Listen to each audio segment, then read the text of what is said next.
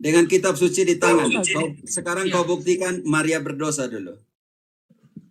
Dengan Maria ayat itu ini. di dalam Roma 3:23 dikatakan semua manusia Baca telah berbuat dulu dosa. kalau ada nama Roma Maria 3:23. atau tidak di sana.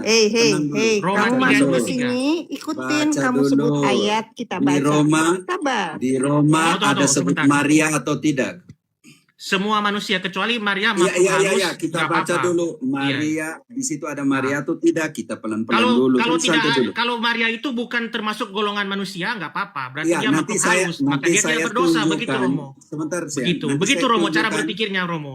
Iya, Gak usah diputar-putar ya Romo. Semua saya orang curahkan. di sini tahu Maria itu manusia. Cuman Bisa Romo dengar saja tidak? yang Bisa mau dengar memasukkan tidak? bahwa Maria itu Sian, manusia. bisa dengar tidak Begitu. dulu? Kita baca ayatnya dulu. Iya, sudah. Kita pakai ayatnya dulu, pakai sistem struktur berbicara. Roma 3 ayat 23 berkata, "Karena semua orang telah berbuat dosa dan telah kehilangan kemuliaan Allah." Jadi, kalau Romo Cafe minta harus ada nama Maria di Roma 3 ayat 23 supaya Maria bisa berdosa, padahal ayatnya dengan jelas berkata, semua orang telah berdosa. Padahal Maria termasuk orang atau manusia. Maka nama saya juga tidak ada dalam Roma 3 ayat 23. Apakah saya juga tidak berdosa? Nama manusia mulai Adam sampai sekarang juga tidak ada dalam Roma 3 ayat 23. Apakah berarti semua manusia mulai dari Adam sampai sekarang ini tidak berdosa? Jelas tidak mungkin. Inilah logika falasi dari pengajar sesat macam klerus Katolik Romo Cafe ini. Sekarang, saya akan menunjukkan bahwa Maria berdosa dengan 3 ayat dalam Alkitab. 2 ayat pertama adalah Roma 3 ayat 23 dan 24. Mari kita baca.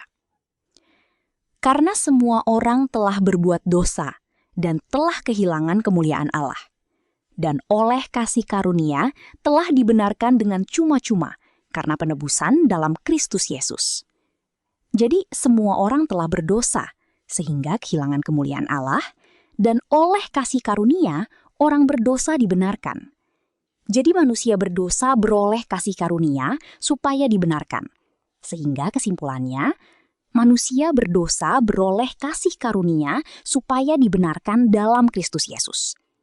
Saya ulangi, ingat, manusia berdosa beroleh kasih karunia supaya dibenarkan dalam Kristus Yesus.